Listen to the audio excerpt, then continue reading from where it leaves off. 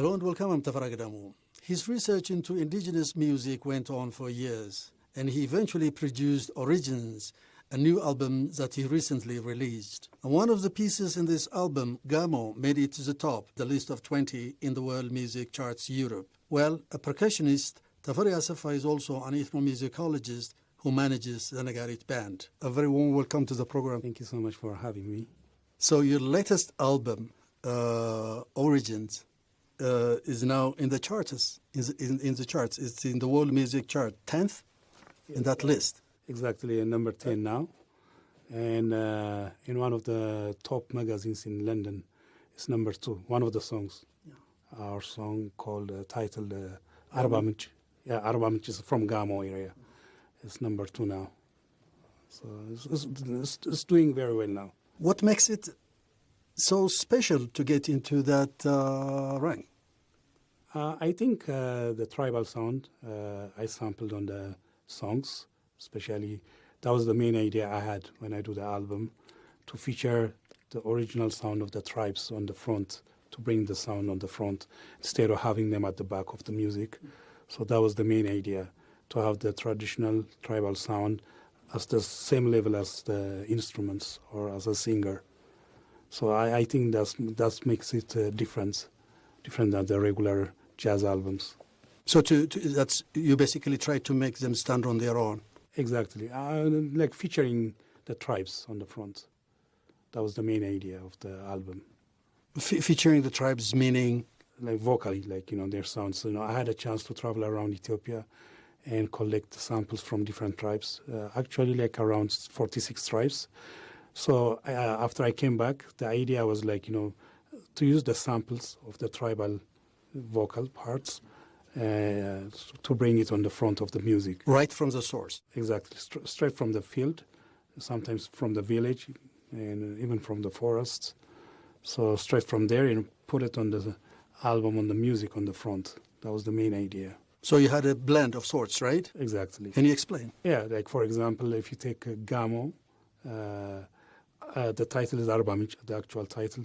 The reason I called Arbamich is I tried to mix both tribes, like, Arbamich, that's the center of the Walaita tribe, and the Gamo tribe. So the first part of the song is from Gamo, where the elderly people like singing on the field. And then the second part, I had invited a singer, really famous singer from Walaita. His name is Tokato Menna.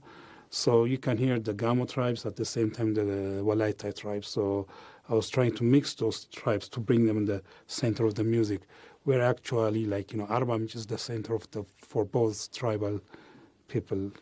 Right. So when I mixed the music, most of the songs, if you listen to the album, which I did, of course, several times over and over again. Yeah, that's good. And most of the songs starts from the tribal music, from the tribal sound, and then the instrumentation come behind or after the tribal sound. So everybody, when they turn on the first song, like for example Gamo, you hear the Gamo people, not the instrumentation of the modern or my drumming or the other parts of the musicians. So you hear them, and then they're coming back again in the middle of the song on the bridge, and at the end of the song also.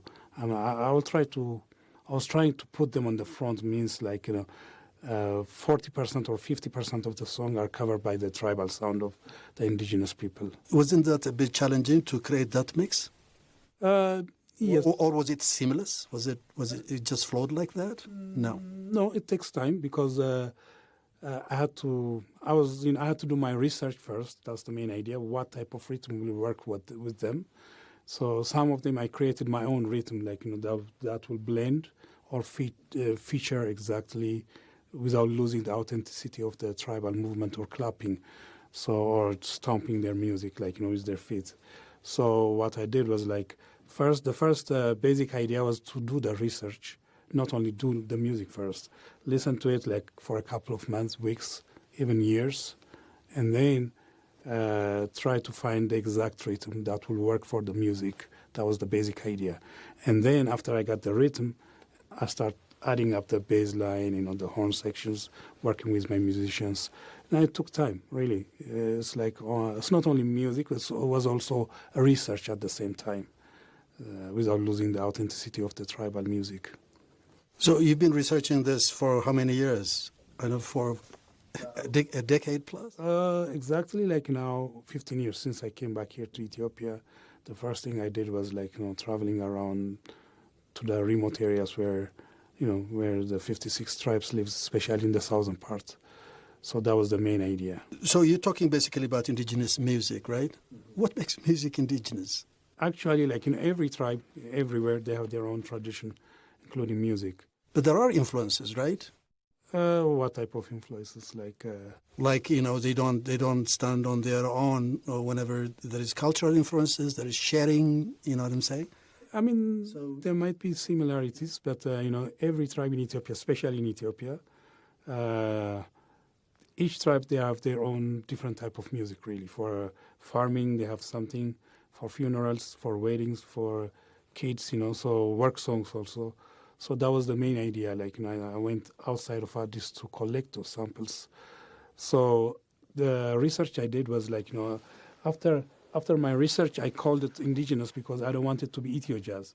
When you say Ethio jazz, you are blocking yourself, going outside of Ethiopia. So when you say indigenous, for example, it doesn't have a name for any type of country, because indigenous can be in Kenya, indigenous music can be in China. So my future plan is to travel around Africa, even outside of Africa, and working with different type of tribal indigenous music.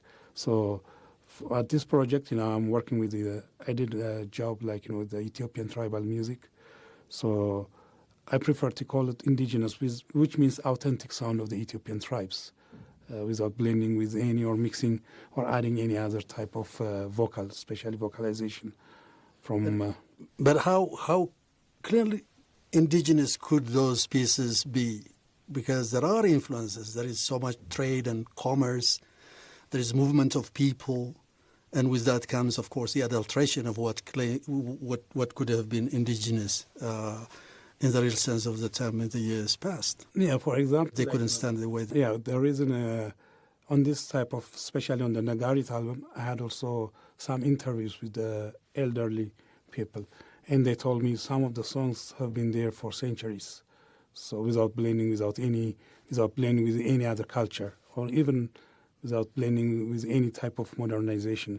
So, for example, one of the song, the Gedio tribe, Tedayo, that's a women's song when they are cutting down the false plant, banana leaf. They were singing that song, and they told me this song has been there for almost thousands and thousands of years. So it didn't blend with any type of outside music or any other tribal music.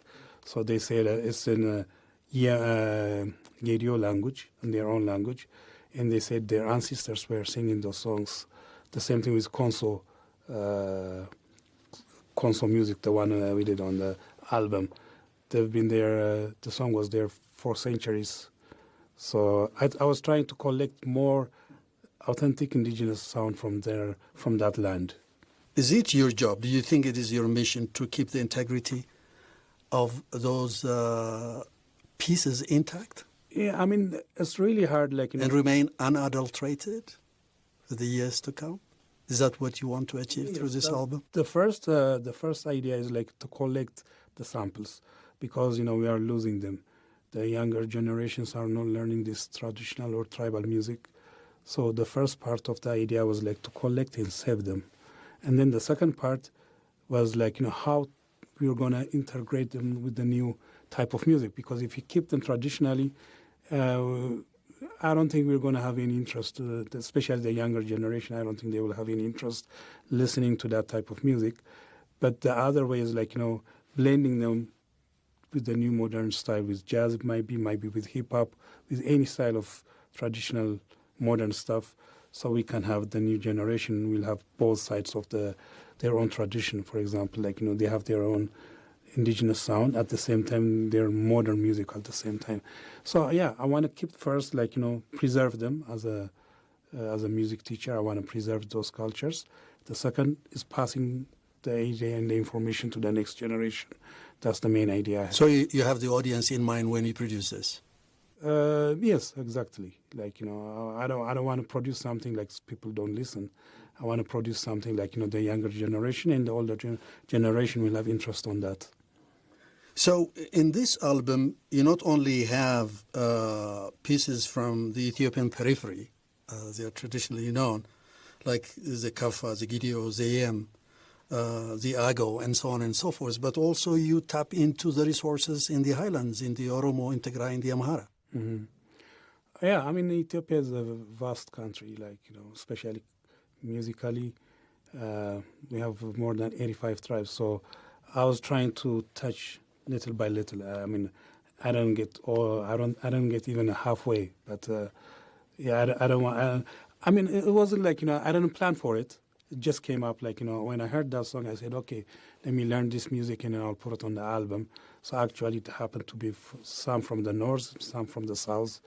So the next album will be also the same thing. Like, I have some ideas. I'll just follow my feelings. Like, it might be from Harare, from Gondar, from Wallo. It might be different. So I just follow my feelings. That was the idea. One of the interesting pieces that I heard is that of Mahoisuge Mariam Marcos. She's a nun who basically lived in Israel in one of those monasteries, the Ethiopian monasteries. She's an accomplished pianist who passed away when? A year ago? Yeah, a year ago. So that looks like an exception to that package. Yeah, Does it not for you? Yeah, that's my special, really. I have a different feeling for that song. What happened was, like, when I was in Los Angeles, I found this book about Mahoi. It was written by Swaso.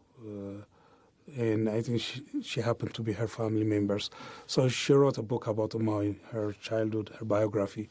So I bought the book, and then I was flying from Los Angeles to Addis Ababa, and I was reading the book. It was so interesting. I finished the book in the flight. So when I came down, like in Addis, I said to myself, I have to dedicate a song for this lady, because this woman did a lot of stuff for Ethiopian music, but nobody knows that much, like, like she's supposed to get. So we wrote with the band Mahoi. At the beginning of the music, we have the piano solo by Abi, our keyboard player, featuring Mahoi, the famous piano part from the radio. So we arranged the music and we dedicated the music for Mahoi, and she's one of the top musicians for me, and she's our inspiration. So that was the reason I wrote the book.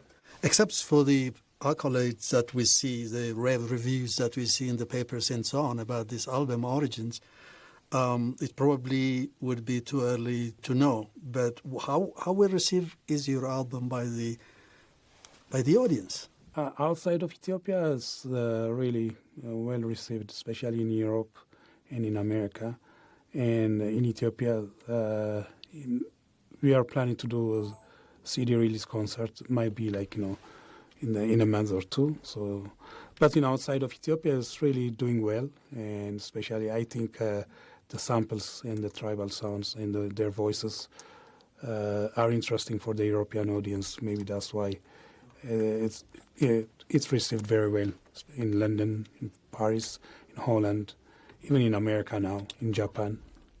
It's doing very well. So are you planning to organize concerts internationally? Yes, we are discussing with different companies.